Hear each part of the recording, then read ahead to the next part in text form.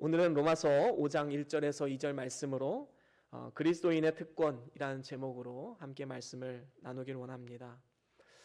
한 사람이 있었습니다. 이 사람은 일평생의 소원이 전 세계를 돌아다니면서 이 크루즈 여행을 하는 것이었습니다.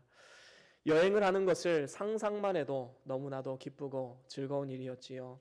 그래서 열심히 일을 해서 돈을 모았습니다. 드디어 크루즈 티켓을 손에 쥐었습니다. 드디어 날짜가 다가왔고 이제 승선을 합니다.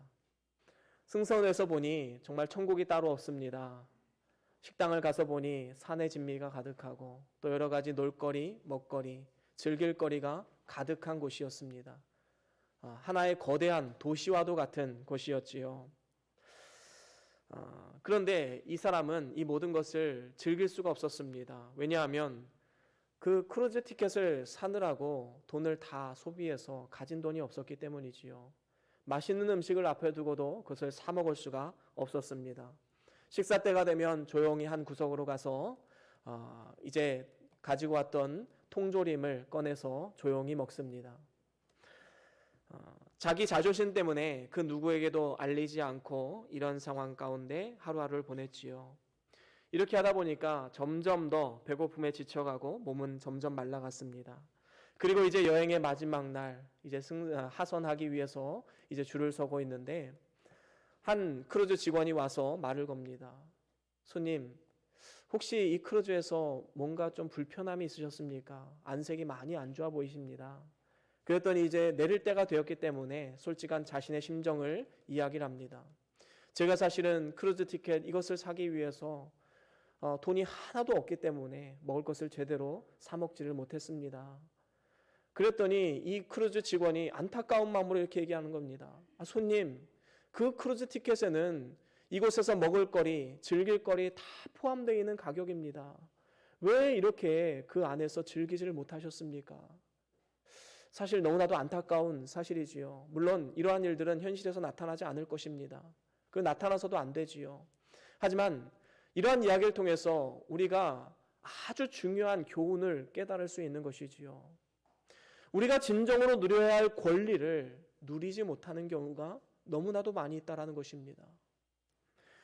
우리가 가진 특권, 권리, 누려야 하지만 우리가 알지 못해서 아니면 때로는 그것을 거부해서 누리지 못하는 경우가 많이 있음을 보게 됩니다. 하나님께서는 예수 그리스도를 통해서 새로운 이름을 허락해 주셨고 그에 따르는 특권 또한 주셨습니다. 그 새로운 이름은 그리스도인이라는 이름이지요. 사도행전 11장에 보면 안디옥 교회에 처음으로 이 그리스도인이라는 이름을 사용을 했습니다. 그리스도를 구주로 믿는, 그래서 그리스도가 내 안에 내가 그리스도 안에 거하는 이 사람들을 그리스도인이다라고 칭하게 되었습니다. 물론 이 그리스도인이라는 이름은 그냥 얻는 이름은 아닙니다. 오직 예수 그리스도를 나의 구주로 영접한 사람만이 누릴 수 있는 것이지요. 오늘 본문 말씀 1절에도 보면 이렇게 말씀합니다. 제가 한번 읽어보겠습니다. 그러므로 우리가 믿음으로 의롭다 하심을 얻었은즉 이라고 말씀하고 있지요. 사실 우리 모든 사람들은 하나님 앞에 다 죄인들입니다. 날 때부터 우리 조상들로부터 물려져 내려온 이 원죄를 가지고 태어났지요. 그리고 이 세상을 살아가면서 우리 모두는 자범죄를 지으면서 살아가고 있습니다. 세상 법으로 털어서 먼지 나는 사람이 없다라고 말하지요. 그 정도로 죄가 없는 사람은 없을 것입니다.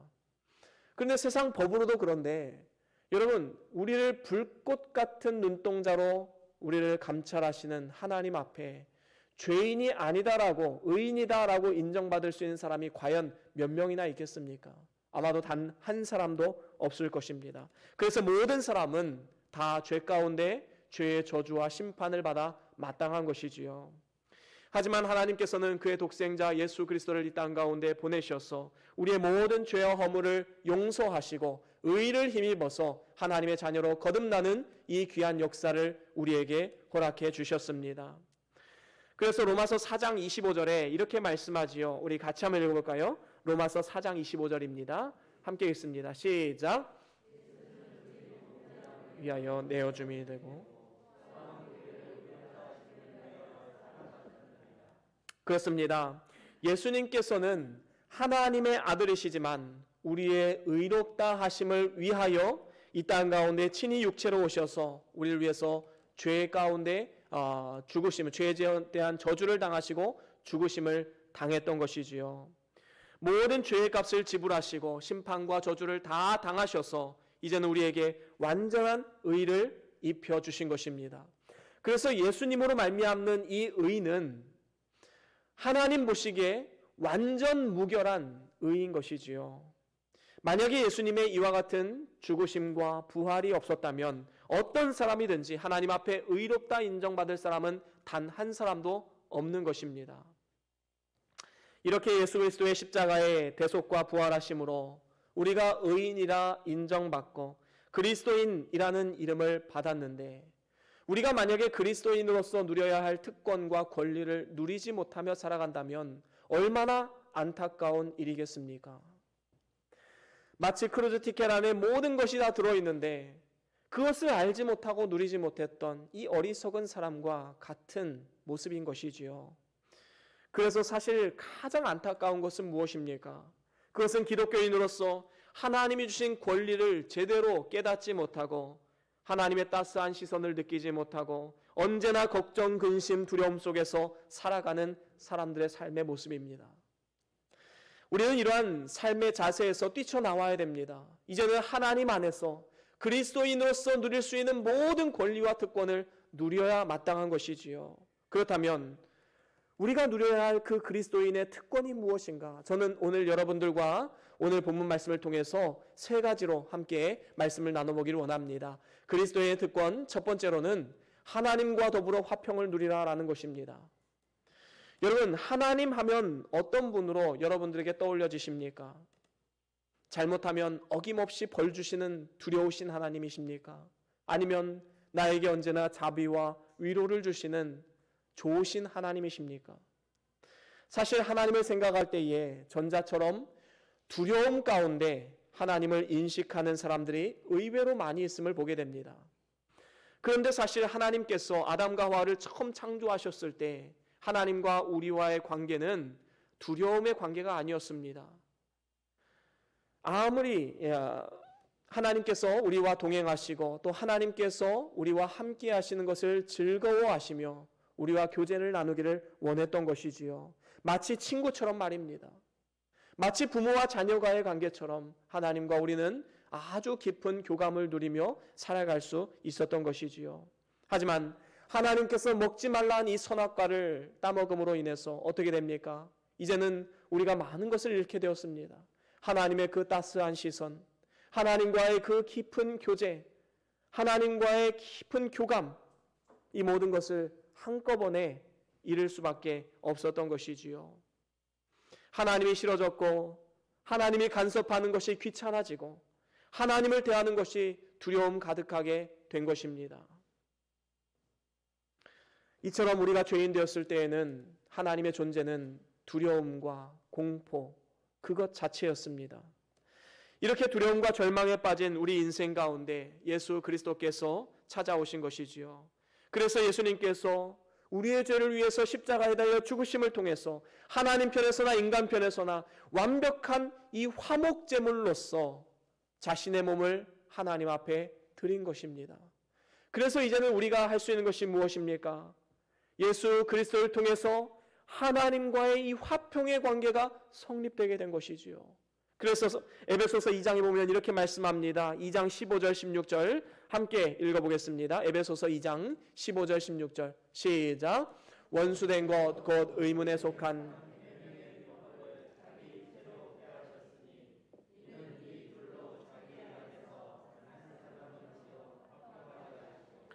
또 십자가로 이 둘을 한 몸으로 하나님과 화평하게 하십니다. 원수된 것을 십자가로 소멸하시고. 아멘. 그렇습니다. 예수 그리스도 안에서 하나님께서 우리를 재창조하신 것이지요. 그래서 어떻게 합니까? 이제는 하나님과 화평케 하시고 모든 원수된 것들을 십자가로 소멸하셨다라고 말씀하고 있습니다. 그리고 하나님과 화목 관계가 성립되게 된 것이지요. 그래서 어떻게 됩니까? 에베소서 3장 12절을 말씀해 보면 이렇게 말씀합니다. 함께 읽습니다. 시작. 우리가 그 안에서 그를 믿음으로 말미암아 담대함과 하나님께 당당히 나아감을 얻느니라. 아멘. 그렇습니다. 여기서도 말씀하듯이 우리가 하나님 앞에 나아갈 때 이제 하나님이 두려운 존재가 아니라 담대함과 당당함으로 하나님 앞에 나아갈 수 있게 되었다라고 말씀하는 것입니다. 여러분, 우리가 하나님을 대한다는 것은 마치 친구처럼, 때로는 정말로 가까운 아빠처럼 아무 거리낌 없이 나아갈 수 있게 된 것이지요. 여러분 한번 생각해 보십시오.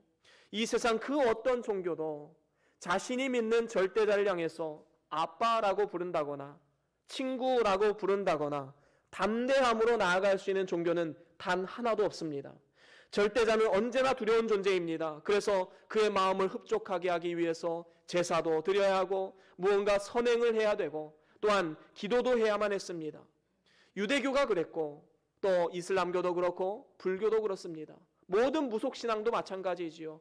정성을 보여라, 무언가를 해야 된다라고 가르칩니다. 하지만 우리 기독교는 근본적으로 다릅니다. 근본적으로 우리가 행함이나 어떤 노력으로 하나님 앞에 구원을 받는 것이 아니라 오직 예수 그리스도를 통하여서 창조주 하나님과의 관계가 회복되고 이제는 그 안에서 마음껏 교제하고 평화로운 관계가 회복될 수 있게 되는 것이지요. 그래서 요한계시록 3장 20절에 보면 예수님께서 우리에게 초청하십니다. 어떻게 초청하냐 하면 우리 같이 한번 읽어볼까요? 요한계시록 3장 20절입니다. 함께 읽습니다. 시작. 볼지어다 내가 문 밖에 서서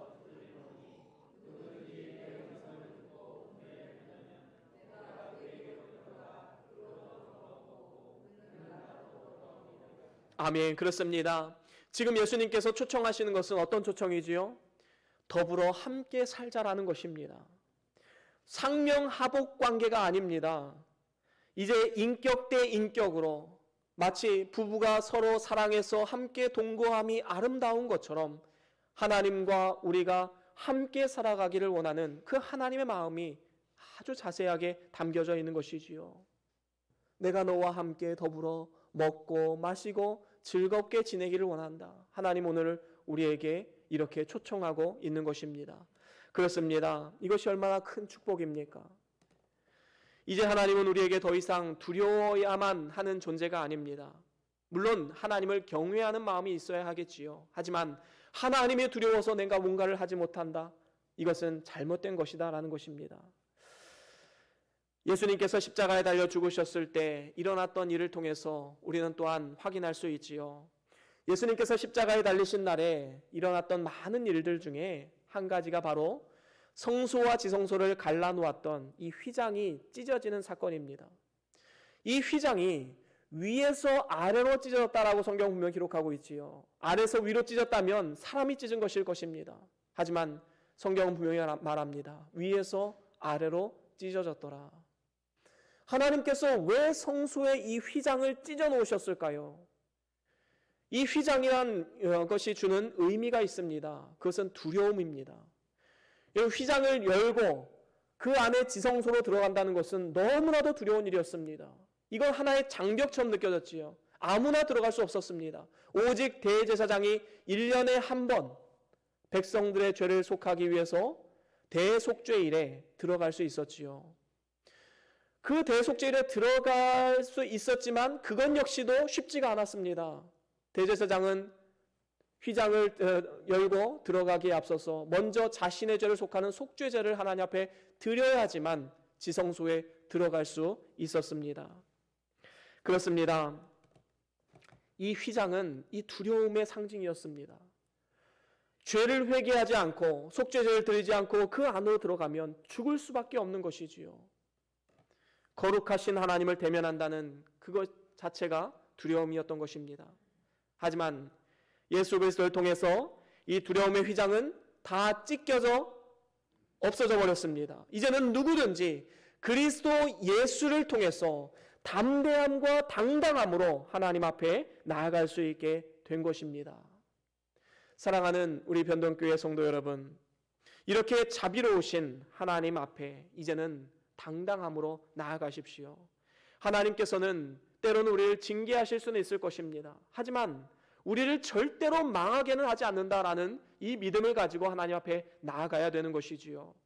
이 세상에 어떤 부모가 자녀들을 징계할지언정 그 자녀들이 망하기를 바라는 사람이 어디 있겠습니까?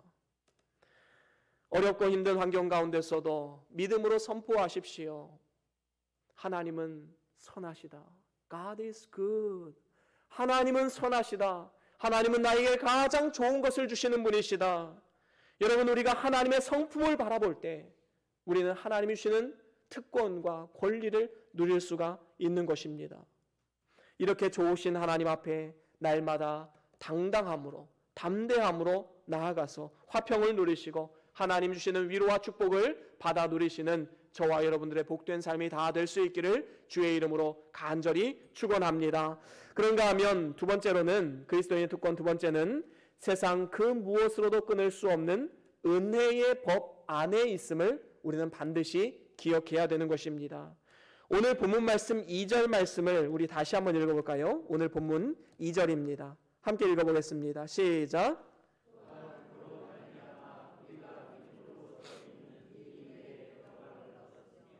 하나님의 영광을 바라고 즐거워하느니라. 아멘. 그렇습니다. 여기 2절 상반절에 보면 뭐라고 말씀합니까?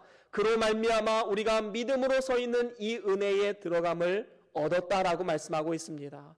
그렇습니다. 우리는 믿음으로 하나님의 깊은 은혜의 자리로 들어가게 된 것입니다. 그 은혜는 하나님과의 계약적인 연합이요 생명적인 연합인 것이지요. 우리 속에 예수님의 생명이 있고 우리의 생명이 예수님 안에 있습니다. 그렇기 때문에 이 유기적 연합은 절대로 끊을래야 끊을 수가 없는 것이지요. 내가 포기한다고 끊어지는 것이 아닙니다. 여러분, 로마서 8장 35절에 보면 이런 말씀이 있지요. 우리 같이 한번 읽어보겠습니다. 로마서 8장 35절입니다. 시작. 누가 우리를 그리스도의 사랑에서 끊으리요?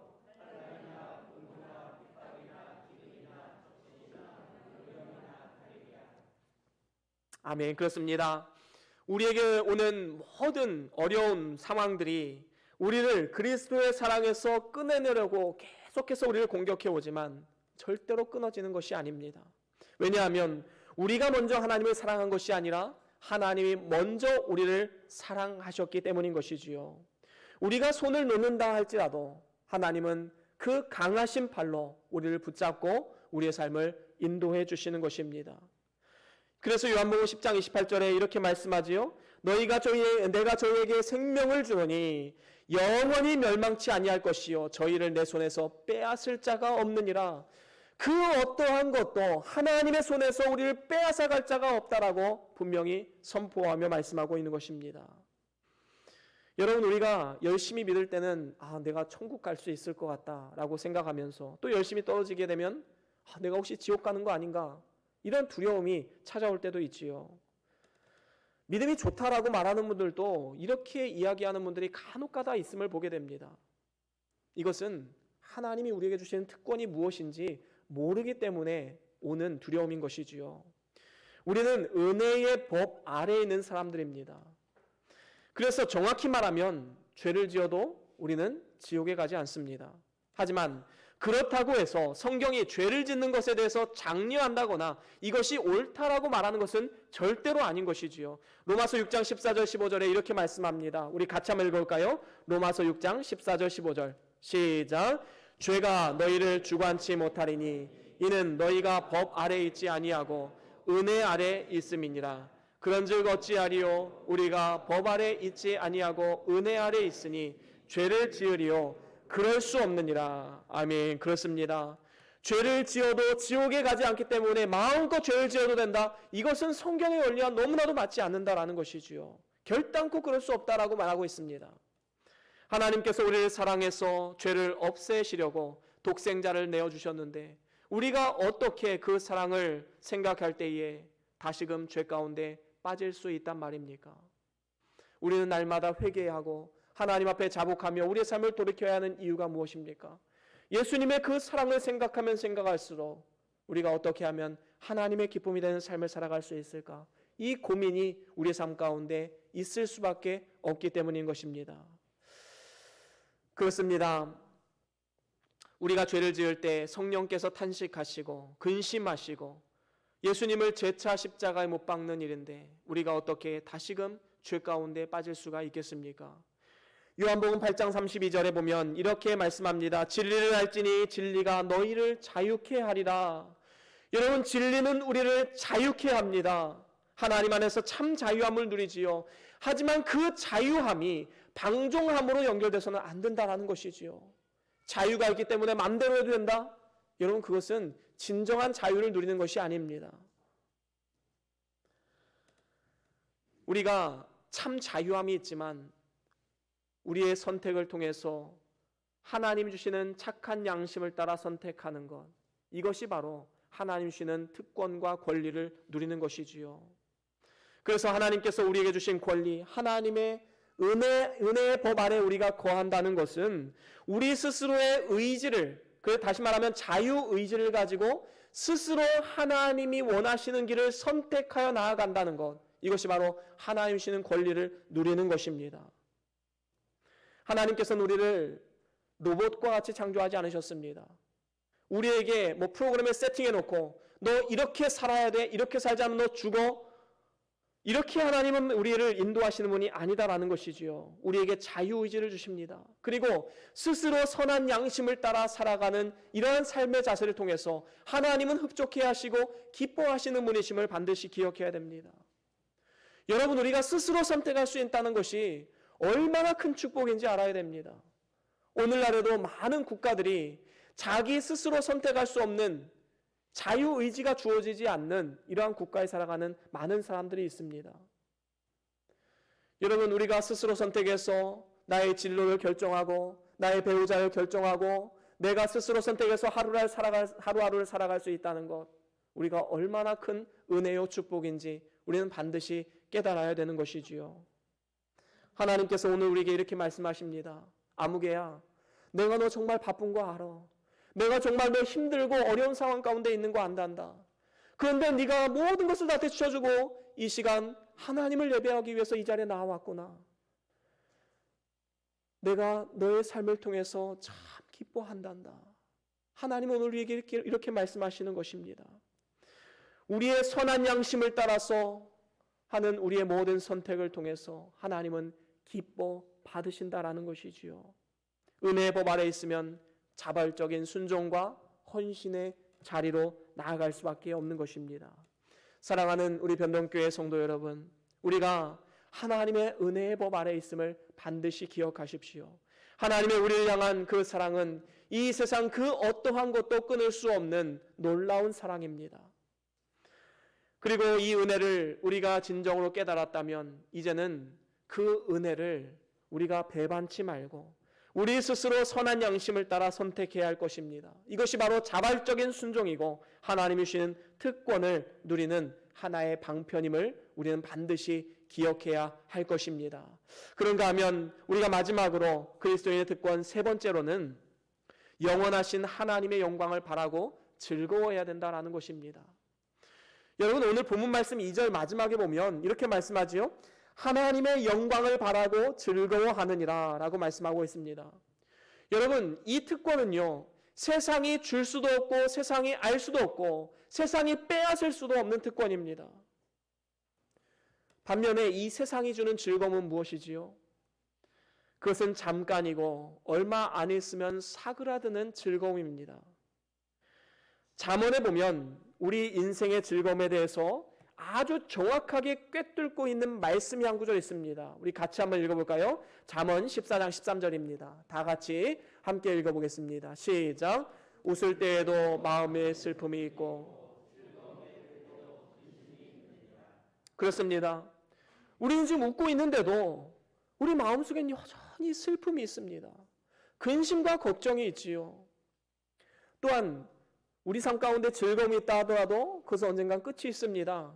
시간이 지나면 그 즐거움도 사그라들게 됩니다. 그리고 결국에는 근심과 걱정이 또다시 엄습해 오게 되는 것이지요. 반면에 하나님이 우리에게 주시는 그 즐거움은 무엇입니까? 영원한 것입니다. 왜냐하면 우리는 세상의 명예나 재물이나 권세나 자녀와 같은 육신의 것으로 즐거워하는 것을 우리는 초월해서 이제는 하나님의 영원한 것으로 즐거워하고 기뻐하는 자들이기 때문인 것이지요. 요즘에 우리가 코로나19 바이러스로 인해서 성도들과 함께 교제를 나누지 못하고 교회 봉사도 하지 못하고 더 나아가서 세상 가운데 나아가 전도 봉사도 하지 못하는 이러한 상황 가운데 신앙생활을 하는 즐거움을 누리지 못하겠다라는 이러한 고백을 하시는 분들이 종종 있습니다. 그런데 이러한 마음들을 시편 기자도 똑같이 느꼈던 것 같습니다. 시편 42편에 보면 4절에 이렇게 말씀합니다. 우리 같이 한번 읽어볼까요? 시편 42편 4절입니다. 시작. 내가 전에 성의를 지키는 무리와 동행하여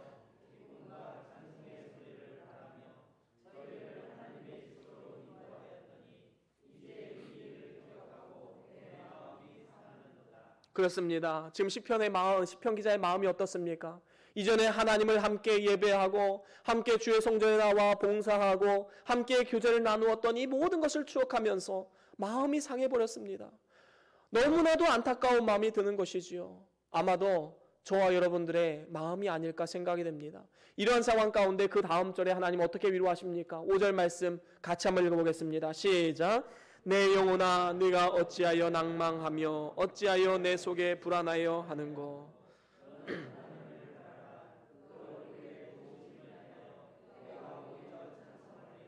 아멘. 그렇습니다. 하나님 우리를 위로하십니다. 네가 어찌하여 낭망하며 어찌하여 불안하여 하는고. 너는 너의 하나님을 바라보라. 우리가 영원하신 하나님을 바라볼 때에 우리의 삶 가운데 모든 근심과 걱정은 사라지고 오히려 찬송케 되는 이러한 역사들이 나타나게 되는 것입니다. 그렇습니다. 우리가 영원하신 하나님을 바라보고 그로 인해서 즐거워하는 한 그 누구도 우리를 낭망에 빠뜨리게 하거나 우리를 절망에 빠뜨리게 할 수는 없는 것입니다. 특별히 나를 위해서 독생자를 보내신 그 하나님, 아낌없이 자신을 내어주신 예수 그리스도, 지금도 하나님 우편에서 우리를 위해서 말할 수 없는 탄식으로 기도하시는 성령 하나님, 이 삼위일체 하나님을 우리는 바라보면서 살아가야 마땅한 것이지요. 또한 앞으로 재림하실 예수님을 소망 가운데 바라봐야 됩니다. 이렇게 영원하신 하나님을 바라볼 때에 우리는 소망 중에 하나님을 오히려 찬송케 되는 이러한 역사들이 나타나게 되는 것입니다. 여러분, 항상 기뻐하라, 범사에 감사하라. 과연 이 말씀이 우리의 삶 가운데 실현되어지는 이 비결이 무엇일까요? 그것은 현실을 바라보면 절대로 이 말씀이 우리의 삶 가운데 완벽하게 실현되어질 수 없는 것입니다. 영원하신 하나님을 바라보아야 되는 것이지요. 욥을 한번 생각해 보십시오. 욥이 만약에 현실을 바라봤다면 그는 당장이라도 하나님을 저주하고 떠나버렸어야만 했습니다. 하지만 욥은 어려운 환경 가운데 하나님의 신실하심을 깨닫고 하나님을 눈을 들어 바라보았기 때문에 그는 하나님을 저주하지 않고 하나님께 감사를 고백할 수 있었던 것입니다. 스데반은 죽으면서까지 어떠한 모습으로 죽었습니까? 천사의 얼굴과 같았더라 라고 말씀합니다. 자신을 향해서 돌을 들고 서 있는 이 사람들, 이 무리들 앞에서 어떻게 천사와 같은 얼굴로 평안한 가운데 죽음을 맞이할 수 있었을까요? 하나님의 영원한 소망을 바라보았기 때문인 것입니다. 하나님을 바라보고 그가 주시는 즐거움을 누리는 것, 오직 그리스도인들만 누릴 수 있는 특권인 것입니다. 특별히 우리는 장차 우리에게 주실 하나님의 영광이 무엇인지 기억해야 됩니다. 로마서 8장 18절에 보면 이렇게 말씀하지요. 함께 읽어보겠습니다. 시작. 생각건대 현재의 고난은 장차 우리에게 나타날 영광과 좋게 비교할 수 없도다. 아멘. 그렇습니다. 여러분, 우리가 당하는 모든 종류의 고난과 핍박과 어려움들은 하나님의 영광, 장차 우리에게 나타날 영광과 소망에 비하면 아무것도 아닌 것을 우리는 분명히 알아야 되는 것이지요. 그렇습니다. 이 영광스러운 모습을 보면서 우리는 현재의 고난도 넉넉하게 이겨내야 하는 것입니다. 여러분, 고난의 최고봉이 무엇입니까? 고난 중에 최고의 고난이 무엇일까요? 그것은 어쩌면 죽음일 것입니다. 그런데 그 죽음조차도 뛰어넘는 하나님의 사랑, 그리고 그 성도가 죽는 것을 하나님께서는 귀중히 보신다라고 말씀하고 있지요. 그 죽음조차도 귀중하게 보신다. 하나님께서는 우리에게 이러한 말씀으로 참된 위로와 소망을 주시는 것입니다. 여러분, 안식교는 이렇게 주장을 하지요.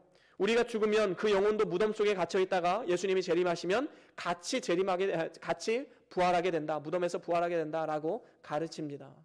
이거는 분명히 잘못된 가르침이지요. 우리는 죽는 즉시 우리의 영혼은 하나님 나라에 가게 됩니다. 하나님과 함께 영원토록 살아가는 축복을 누리게 되는 것이지요. 그렇기 때문에 우리는 이러한 하나님의 뜻과 하나님의 계획하심을 알고 우리의 마지막은 반드시 승리로 끝난다. 반드시 하나님의 축복으로 결말을 맺는다. 우리는 이 사실을 믿고 죽음도 이기는 그 사랑으로 우리는 나아가야 되는 것입니다. 그렇습니다. 오늘날 우리에게 당면한 너무나도 큰 고통과 환난의 시간들이 있습니다.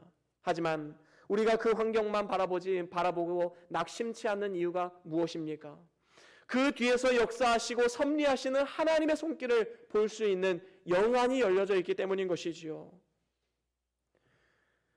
죽음까지도 갈라놓을 수 없는 하나님의 사랑이 있기 때문에 우리는 힘을 내서 끝까지 이 믿음의 길을 걸어갈 수가 있는 것입니다.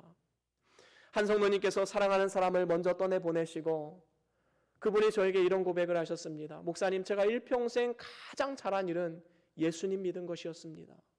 여러분, 이 믿음의 고백이 어떻게 하면 나올 수 있을까요? 바로 하나님 나라, 영원한 소망을 가진 자들만 누릴 수 있는 특권임을 우리는 반드시 기억해야 할 것입니다. 그렇습니다. 영원하신 하나님의 영광을 바라보며 오늘도 모든 환경, 상황 이것을 바라보지 말고 이제는 오직 그 뒤에서 섭리하시고 역사하시는 하나님의 능력을 바라보아야 할 것입니다. 이것이 바로 그리스도 안에서 우리가 누려야 할 하나님 주시는 특권이요 권리인 것입니다. 사랑하는 우리 변동교회 성도 여러분, 우리는 하나님 나라의 백성, 그리스도인들입니다. 그리고 이러한 우리들에게 하나님께서는 너무나도 풍성한 은혜를 예비하시고 약속하고 계심을 우리는 성경을 통해서 너무나도 많이 찾아볼 수 있습니다. 우리가 이러한 하나님의 약속을 바라보지 않고 현실을 바라보면 이제 우리는 넘어지고 낙심할 수밖에 없는 존재임을 먼저 인정해야 됩니다. 그래서 우리가 진정으로 행복한 인생, 의미 있고 가치 있는 인생을 살아가기를 원한다면 과연 그리스도인으로서 누려야 할 특권이 무엇인가, 권리가 무엇인가 우리는 반드시 생각해보고 깨달아 알아야 되는 것입니다. 그래야지만 진정으로 그 특권을 누릴 수 있는 복된 삶을 살아갈 수 있는 것이지요. 우리는 오늘 말씀을 통해서 이 그리스도인이 누려야 할 특권에 대해서 세 가지로 함께 말씀을 나누었습니다. 첫 번째는 무엇이었지요? 함께 읽어볼까요? 시작. 그렇습니다. 하나님과 더불어 화평을 누려야 됩니다. 이제 우리 하나님은 잘못하면 벌 주시는 그러한 두려운 하나님이 아니라 우리가 담대함으로 당당함으로 나아갈 수 있는 좋으신 하나님을 반드시 기억해야 됩니다. 두 번째는 무엇입니까?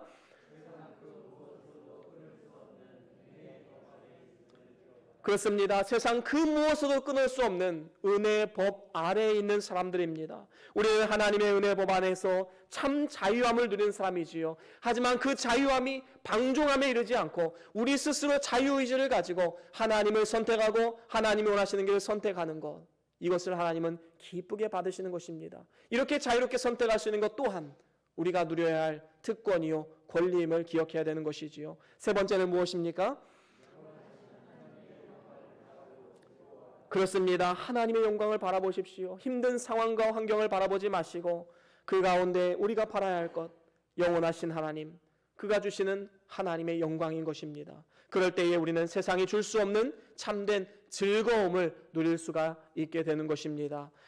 저와 여러분들이 오늘 말씀을 통해서 그리스도인들이 누려야 할 이 세 가지 특권을 꼭 마음판에 새기시고 이것을 알지 못해 누리지 못하는 이런 어리석음을 범하지 마십시오. 늘 풍성한 주의 은혜와 사랑 가운데 세상이 줄 수도 없고 알 수도 없고 빼앗을 수도 없는 참된 기쁨과 행복과 만족과 즐거움을 누리시는 저와 여러분들의 복된 삶이 다 될 수 있기를 주의 이름으로 간절히 축원합니다. 우리 다 같이 오늘 받은 말씀 기억하시면서 잠깐 동안 결단하시면서 기도하겠습니다. 하나님이 어떠한 음성으로 우리에게 들려주셨습니까? 어떠한 마음의 감동이 있으셨습니까? 하나님의 음성입니다. 그 말씀 붙잡고 잠깐 동안 우리가 기도하시겠습니다.